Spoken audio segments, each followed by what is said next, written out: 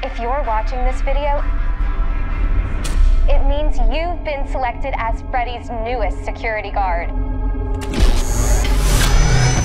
From an obscure indie horror game to a worldwide phenomenon, just about everyone knows about the iconic Five Nights at Freddy's franchise. Freddy and the gang are finally hitting the big screen with their very first film adaptation, bringing with it tons of scares and narrative mysteries when it premieres on October 27th.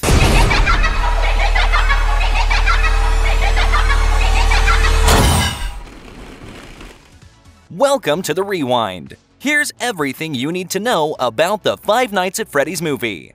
Before we begin, make sure to give this video a like and hit that subscribe button for good luck. Number 5. The source material. Most of you might already know Five Nights at Freddy's started out as an obscure horror game that seemed to have gone viral overnight. The film will be loosely based on the first game of the franchise, where you play as a security guard named Mike Schmidt and monitor an abandoned pizzeria through surveillance cameras until 6 a.m. Sounds pretty easy, right? Unfortunately, you have to keep an eye on a band of unsettling animatronics. And here's the kicker: they roam around at night, all in an attempt to get to your office.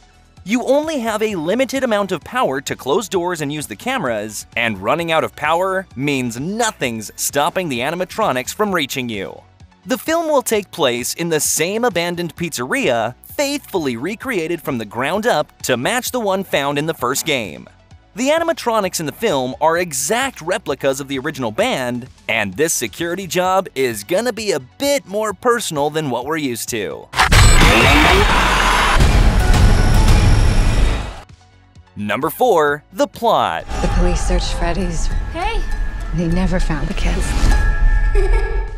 Piecing together a cohesive story has always been the biggest hurdle in every Five Nights at Freddy's installment. This film is no different. Based on trailers alone, we can piece together what the plot of the film will be, and use what we know from the games to tie up all the loose ends. Freddy Fazbear's Pizza was a huge hit in the 80s, filled with games, pizza, and musical performances from the likes of Freddy, Bonnie, Chica, and even Foxy. Mysteriously, kids have been reported missing, with their disappearances being tied to the pizzeria. The establishment has since been abandoned, leaving the once lively pizzeria in complete ruin. Fast forward to the 90s, and Mike Schmidt is offered a job as the new night guard for the pizzeria, being hired by none other than William Afton. We'll come back to him later though. Anyways, Mike brings along his little sister Abby to keep an eye on her during his shift.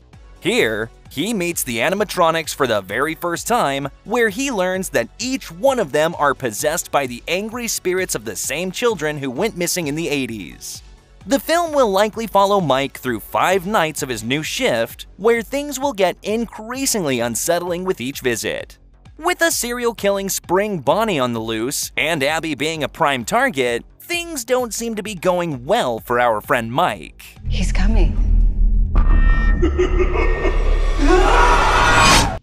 Number 3. The cast. Have you met them yet? Met who?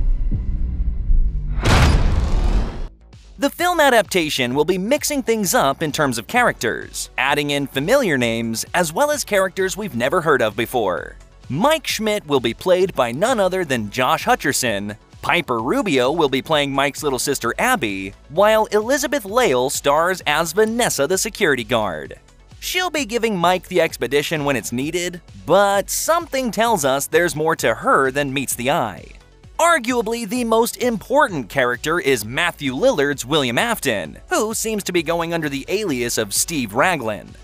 For those who aren't in the know, William is the main antagonist in the Five Nights at Freddy's series, being the twisted serial killer responsible for countless missing children.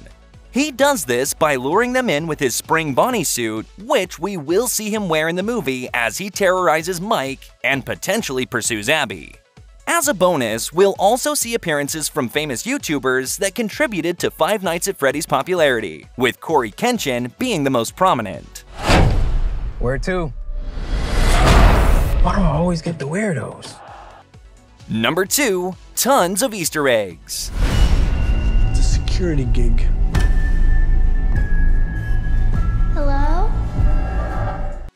If there's one thing about Five Nights at Freddy's, it's the countless subtle details that allude to many story bits and references. It could be as simple as the use of the color purple, considering it represents William Afton in context of the games.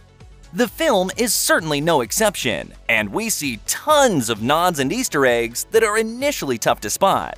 Mike's office is one-to-one with the office from the first game. It's practically identical. In fact, this is likely the case for the entire establishment. Chica can be found in the kitchen, where she usually hid to scavenge for food in the original game.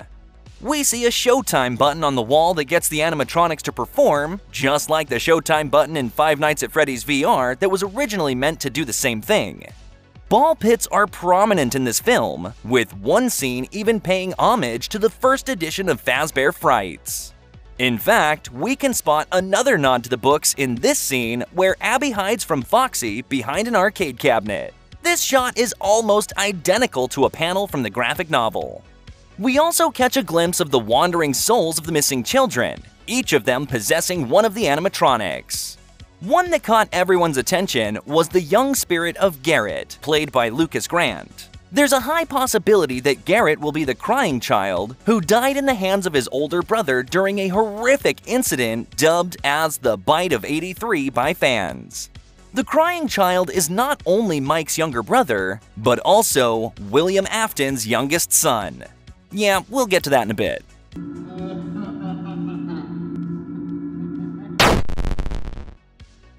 Number 1. Separate continuity. There are ghost children possessing giant robots? Thanks for the heads up. Technically, they're animatronics. While we may know a lot of lore throughout the games, the film's story details are still a bit of a mystery.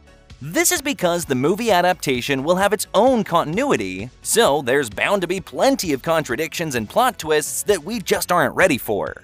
For starters, Mike Schmidt is eventually revealed to be William's son, Michael Afton, who roams the surface in a rotting undead body.